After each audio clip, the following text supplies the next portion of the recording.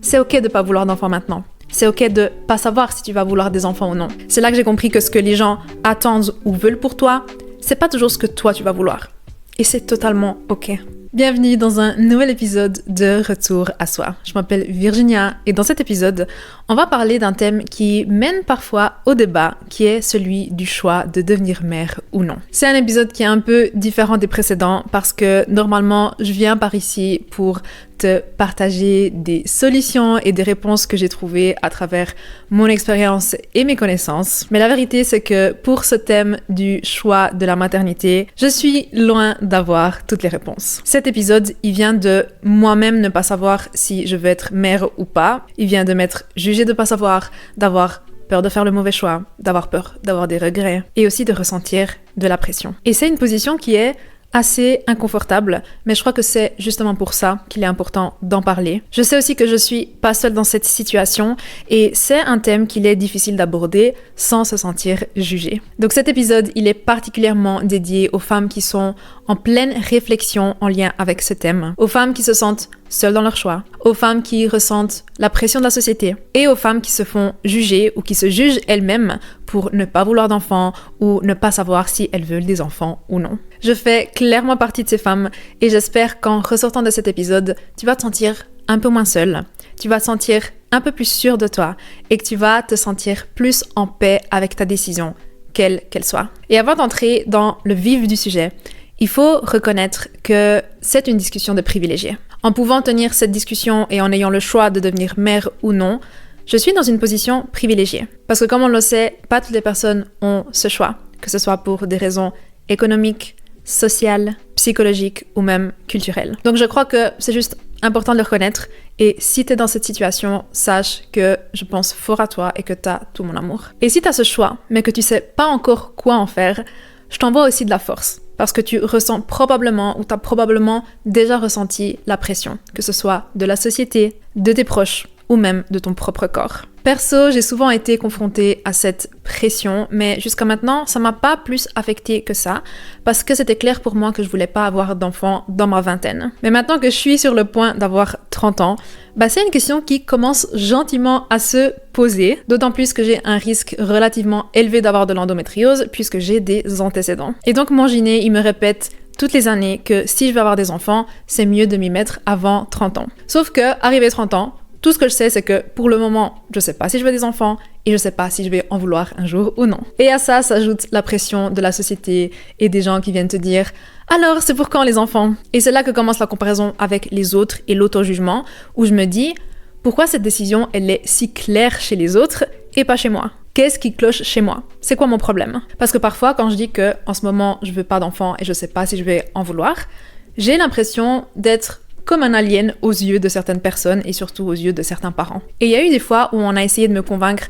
pourquoi avoir des enfants ou pourquoi avoir des enfants à un certain âge, c'est la meilleure décision, alors que j'ai strictement rien demandé. Et c'est là que ce genre de thème peut partir dans des débats, parce qu'au final, chacun veut se prouver qu'il a pris la bonne décision pour soi, surtout quand il s'agit d'une si grande décision comme faire des enfants. Et je trouve que ce genre de débat ne mène à rien, parce que on est tous différents, on a tous des circonstances de vie différentes, on a tous des besoins et des envies différentes. Et avoir des enfants ne va pas combler tout le monde de la même manière. Je crois qu'on est tous venus au monde avec des missions différentes et pas tout le monde ne sera satisfait ou comblé en faisant des enfants ou en faisant des enfants à un certain âge.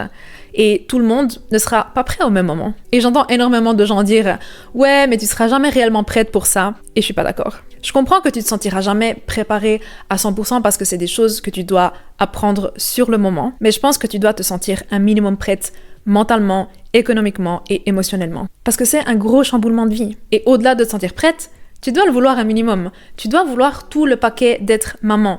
Tu dois être prête et tu dois vouloir faire les sacrifices qu'il y a à faire. Perso, quand je suis sur les réseaux sociaux, j'adore voir ces vidéos de femmes qui annoncent à leur partenaire qu'elles sont enceintes.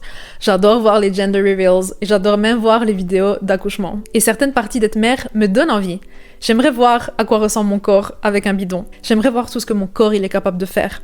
J'aimerais savoir ce que ça fait de donner la vie. J'aimerais voir ce que ça fait d'avoir un mini-moi. Et j'adorerais partager cette expérience avec la personne que j'aime. J'aimerais pouvoir transmettre mes valeurs et élever un humain qui s'aime inconditionnellement et qui pense que tout ce qu'il veut faire dans la vie est possible. Mais je me rends compte aussi qu'il y a que les parties positives qui m'attirent. Et je sais pas si un jour j'aurai envie de faire tous les sacrifices qu'il faut faire pour être une bonne mère et pour ne pas devenir folle dans le processus. Parce que je crois que être mère est le travail le plus dur au monde, probablement aussi le plus gratifiant, mais c'est un travail que tu signes jusqu'à la fin de tes jours. Et oui, les enfants ils grandissent, et oui, ils deviennent indépendants, mais c'est pas pour ça qu'une mère, elle arrête de se préoccuper pour ses enfants ou qu'elle arrête d'être là pour eux à un certain âge. J'ai bien évidemment jamais eu d'enfants et donc je sais pas quelle est l'expérience d'élever des enfants, mais j'ai un chien. Et je sais que c'est très peu comparable. Je sais qu'avoir un enfant, c'est 10 000 fois plus difficile, mais élever un chiot de 3 mois, ça a aussi ses challenges. Et cette expérience m'a aussi fait me remettre en question si j'avais envie d'avoir des enfants ou non. Parce que les premiers mois que j'ai eu Avena, ça a été un chamboulement. Je savais que je voulais un chien, mais ça arrivait un peu du jour au lendemain parce que j'ai vu une annonce de la SPA et on m'avait prévenu qu'elle avait un sacré caractère, ce qui fait que je devais toujours avoir un œil sur elle, j'arrivais pas à dormir la nuit, j'arrivais même pas à aller me doucher tellement elle était pénible. Et j'en rigole maintenant, mais j'en ai pleuré. Et j'ai gagné énormément de respect pour les parents parce que j'imagine pas ce que ça doit être avec un enfant. Mais ça m'a aussi fait comprendre comment tes priorités, elles changent quand t'as un être qui dépend de toi. Et au final, comment tu t'adaptes volontiers parce que tu l'aimes et tu veux le meilleur pour lui. Parce que même si c'est juste un chien, ça reste un être qui dépend de moi, qui a des besoins. Et maintenant, beaucoup de mes décisions dépendent d'elle. Donc que ce soit où j'habite, où je pars en vacances et comment, avec qui je partage ma vie, et où et comment je travaille. Et même si je suis plus qu'heureuse d'avoir eu cette expérience parce que j'aime ce chien plus que tout au monde, ça m'a fait réaliser à quel point j'ai peu de patience. Ça m'a aussi fait réaliser à quel point j'aime le calme, à quel point j'aime être ma propre priorité, à quel point j'aime pouvoir me lever quand j'ai envie, à quel point j'aime dormir toute la nuit et à quel point j'aime ma liberté tout simplement. Donc je pense encore une fois que tu dois être prête à faire ce genre de sacrifice. Et je pense qu'en tant que femme, les sacrifices qu'il faut faire, ils sont beaucoup plus grands et c'est personnellement quelque chose qui me freine. Perso, si c'est l'homme qui devait porter l'enfant 9 mois, allaiter, traverser les changements hormonaux, la récupération physique, la potentielle dépression. Je crois que le choix pour moi, il serait plus simple. Et je pense aussi que le choix, il serait plus simple si la société et les systèmes dans lesquels on vit, ils soutenaient davantage les nouvelles mères. Bien évidemment que je vois seulement la situation de loin et qu'il y a sûrement plein de choses que je sais pas. Mais par exemple, le fait que au moment où je parle en Suisse, on a un congé paternité de 2 semaines, c'est assez violent. C'est assez violent non seulement pour le père, mais aussi pour la mère en sachant tout ce qu'elle traverse à l'accouchement et les potentiels problèmes physiques et mentaux qui peuvent suivre. Et j'imagine qu'il n'y a pas beaucoup non plus de suivi personnalisé, à moins bien évidemment que tu sois aisé économiquement et que tu puisses te le permettre. Et c'est d'ailleurs pour ça que personnellement, j'aimerais pas avoir des enfants tant que j'ai pas atteint une certaine liberté financière pour me soutenir un minimum, pour m'assurer que je peux me faire suivre mentalement et physiquement si j'en ai besoin, pour m'assurer aussi que je suis pas obligée de recommencer à travailler 14 semaines plus tard si je le sens pas mentalement ou physiquement. Mais ça, c'est bien évidemment que mon choix et mes préférences. Je dis pas que tu dois forcément avoir un certain revenu pour avoir des enfants et pour être une bonne mère. Dans mon cas, je dis ça parce que actuellement, avoir des enfants, c'est pas ma priorité. Et donc, je pense uniquement à ce à quoi ma situation idéale pourrait ressembler. Peut-être que même si un jour j'ai pas atteint la stabilité économique que je voulais, je déciderai quand même d'avoir des enfants. Mais la raison pour laquelle je te partage tout ça, c'est pour te dire et pour te montrer que c'est ok. C'est ok de pas vouloir d'enfants maintenant. C'est ok de pas savoir si tu vas vouloir des enfants ou non. C'est ok de faire de toi ta priorité. C'est ok de vouloir d'autres choses. C'est ok de ne pas vouloir sacrifier ton style de vie, ton sommeil, ta routine. Et tu vas peut-être passer pour quelqu'un d'égoïste aux yeux des autres, mais sache que tu l'es pas. Et que c'est en fait très conscient de ne pas faire des enfants si c'est pas ce que tu veux actuellement. Perso, je sais qu'actuellement, ma priorité et mes rêves, c'est ma carrière. C'est faire de l'argent avec mon business. C'est avoir un certain style de vie. C'est avoir un impact sur le monde et sur les femmes. Parce que c'est ma mission de vie. C'est actuellement ce qui me remplit. Et si je venais à avoir un enfant maintenant, ça me frustrerait énormément parce que je pourrais pas dédier tout mon temps à mes rêves actuels. Et c'est pas pour dire qu'on peut pas faire les deux parce qu'il y a beaucoup de mères qui ont énormément de succès dans leur carrière, mais qu'on le veuille ou non, la maternité, ça va affecter notre carrière.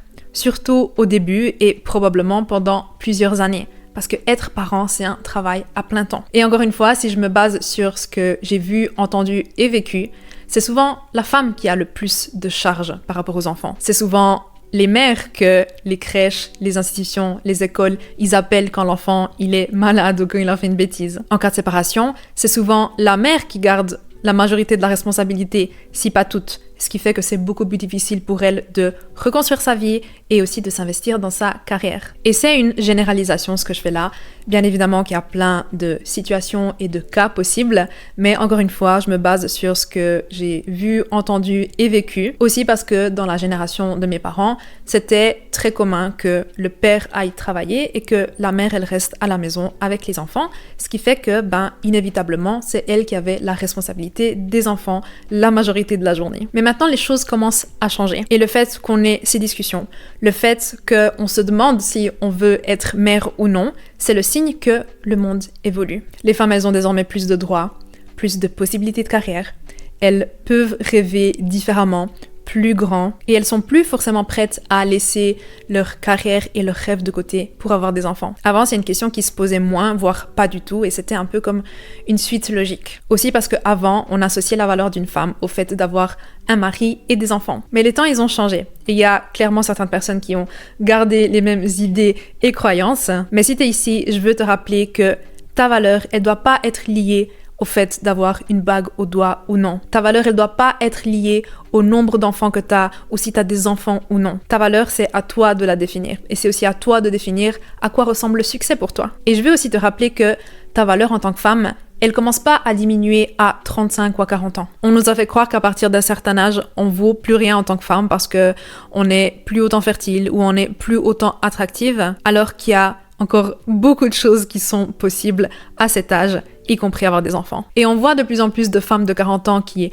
font des enfants, qui sont en pleine forme, qui ont beaucoup de succès, et j'adore voir ça. Parce que ça enlève enfin cette idée que à partir de 40 ans, on sert plus à grand chose. Et bien évidemment que oui, les chances d'avoir des enfants à un certain âge, elles diminuent. Mais c'est aussi là que c'est important de prendre soin de sa santé, de son cycle et de ses hormones. C'est une des raisons pour lesquelles je suis autant passionnée de bien-être et d'avoir des hormones équilibrées. Parce que quand on est en bonne santé, on a plus de possibilités, que ce soit faire des enfants plus tard ou faire d'autres choses extraordinaires dans le monde. Parce que, encore une fois, être une femme ne se résume pas seulement qu'à être maman, surtout si c'est quelque chose qui t'appelle pas. La femme, elle est bien évidemment associée à ce super pouvoir qui est de donner la vie, à cette capacité de donner de l'amour inconditionnellement et à cette capacité à prendre soin des autres. Mais t'as pas besoin d'être mère pour incarner toutes ces qualités et cette énergie maternelle, si je peux dire ça comme ça. Parce que tu peux prendre soin des autres et donner ton amour dans différentes relations, que ce soit des relations familiales, amicales,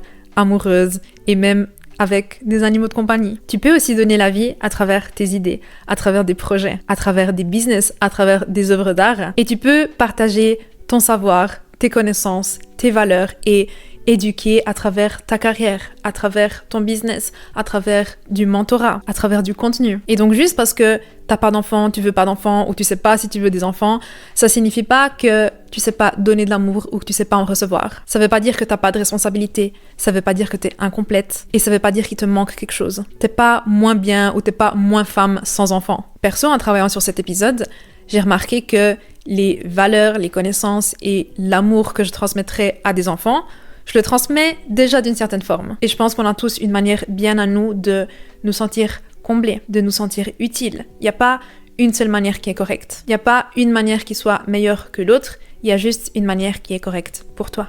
À mon avis, s'il y a quelque chose qui se sent pas correct en toi, c'est parce que c'est pas fait ou pas encore fait pour toi. Et tu dois faire confiance à ça. Et je sais que c'est pas facile. Décider de ne pas avoir d'enfant ou ne pas savoir, ça peut être un gros poids. Surtout si t'es la première de ton groupe d'amis ou si t'es la première de ta lignée. Parce que les gens, ils ont des attentes. Parce que tu dois te donner des explications. Parce que tu te mets en position pour être critiqué, jugé, pour décevoir certaines personnes et pour qu'on te projette toutes les peurs et les insécurités des autres. On nous a éduqués un peu en pensant que si on n'avait pas d'enfants, on allait se retrouver seul en étant âgé. Et c'est la typique question de qui va prendre soin de toi quand tu seras vieille? Et ça peut créer une certaine peur en nous.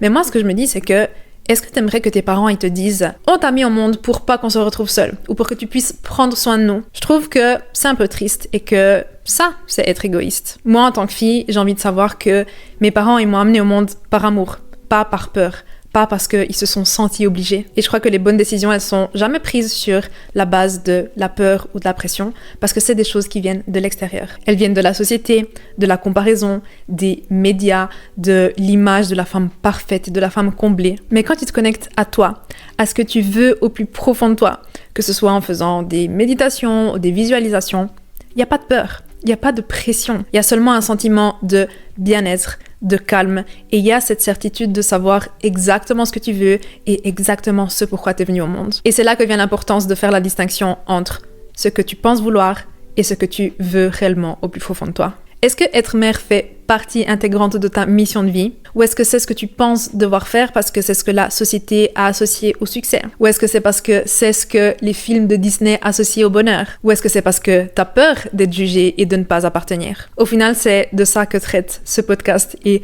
tout mon contenu. De revenir à soi, de s'écouter, de savoir ce qu'on veut au plus profond de nous, et de comprendre ce que notre corps il essaye de nous transmettre. Et un de mes outils préférés pour le faire, c'est le Human Design. La société nous a mis beaucoup de choses en tête en tant que femme et c'est ultra important de pouvoir faire le tri. Et je dis pas que le Human Design, c'est ce qui va te permettre de prendre cette décision de devenir mère ou non, mais ça va t'aider. Ça va t'aider à savoir ce qui est vraiment fait pour toi, ce qui t'est destiné et ce qui t'appelle à toi, pas à ton ego et à la personne que tu penses devoir être pour avoir du succès. Dans mon cas, j'ai appris grâce à mon type en Human Design que quand quelque chose est fait pour moi et quand quelque chose m'appelle, j'ai un boost d'énergie. J'ai quelque chose qui s'active dans mon corps et j'ai une réaction physique. Par exemple, quand je vois un chien dans la rue, j'ai cette réaction physique de dire « Oh, il est trop chou !»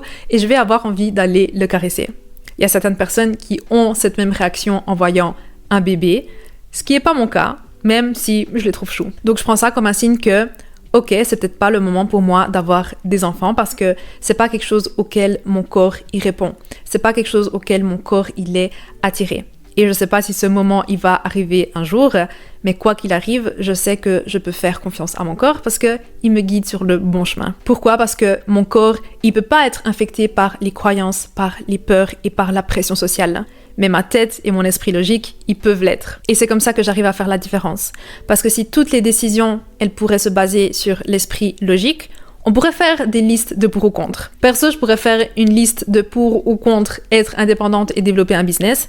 Et même s'il y a une liste interminable de contre, et c'est probablement le cas dans la réalité, l'envie d'être indépendante, elle reste là. Peu importe ce que l'esprit logique il peut me dire. Et même si j'ai toutes les raisons logiques de ne pas le faire, ça va pas faire partir mon intuition et cette sensation que j'ai dans mon corps qui me dit que c'est fait pour moi. Et maintenant, je le sais parce que j'ai appris à me connaître, j'ai appris à m'écouter et je sais comment se sent une bonne décision dans mon corps. Le Human Design m'a vraiment aidé à écouter mon intuition à travers mon corps, à faire confiance à ces ressentis que quelque chose est correct pour moi, même si ça fait pas de sens sur le papier. Et ça m'a aussi aidé à comprendre quelles croyances, peurs, idées et jugements j'ai emprunté aux autres. Perso, je me suis déjà jugée pour ne pas ressentir ce profond désir d'être mère. J'ai plusieurs fois eu ces pensées de pourquoi est-ce que je peux pas le vouloir comme le reste du monde? Ou ça aurait été tellement plus simple d'être une femme qui a toujours voulu avoir des enfants. Et c'est les mêmes pensées que j'avais quand tout le monde me félicitait pour avoir trouvé un job et moi, au fond, je me sentais misérable parce que je savais au fond de moi que c'était pas fait pour moi. Et je me disais, mais c'est quoi qui cloche chez moi? Pourquoi est-ce que j'ai du succès sur le papier et même comme ça, je suis pas satisfaite? Pourquoi est-ce que je suis pas plus reconnaissante? C'est quoi mon problème? Et c'est là que j'ai compris et réalisé que ce que la société considère comme du succès, c'est pas forcément ce que tu vas ressentir comme du succès au fond de toi. C'est là que j'ai compris que ce que les gens attendent ou veulent pour toi, c'est pas toujours ce que toi tu vas vouloir. Et c'est totalement ok. Alors si comme moi tu t'es jugé pour ne pas vouloir quelque chose qui semble si évident et si important aux yeux des autres, sois pas trop dur avec toi-même. Il y a rien qui cloche avec toi et c'est même rassurant que tu te poses ces questions plutôt que de te lancer dans des choses qui t'appellent pas ou qui sont pas faites pour toi en ce moment. Le fait de te poser ces questions, c'est déjà un signe que tu veux faire des choix conscients, basé sur ce que tu veux réellement au plus profond de toi, plutôt que sur ce que les autres ils attendent de toi. Et moi, je trouve que c'est une très bonne chose. Si jamais tu veux en savoir plus sur le Human Design, qui est un outil qui va t'aider à prendre des décisions alignées et à vivre une vie pour toi plutôt que pour les autres. J'ai un épisode dédié sur le sujet et j'ai aussi une ressource gratuite pour les débutants sur mon site selfdécouverte.com. Je te mettrai le lien en description. J'espère de tout cœur que cet épisode il t'aura fait te sentir un peu moins seul. Et s'il y a une seule chose que je veux que tu retiennes, c'est qu'il n'y a pas de juste ou faux. Ce qui compte, c'est ce qui se sent correct en toi. Alors si on essaye de t'influencer, de te convaincre, et si le monde externe te fait douter de tes choix, fais ce travail de retour à soi. Que ce soit en écrivant, en méditant, en utilisant le Human Design ou le tarot. Peu importe tant que tu te reconnectes à toi, que tu écoutes ton corps et que tu suis ton intuition. Que tu veuilles être mère ou non, sache que tu es suffisante, tu es capable et tu peux faire tout ce que tu veux dans ce monde. On se voit dans le prochain épisode.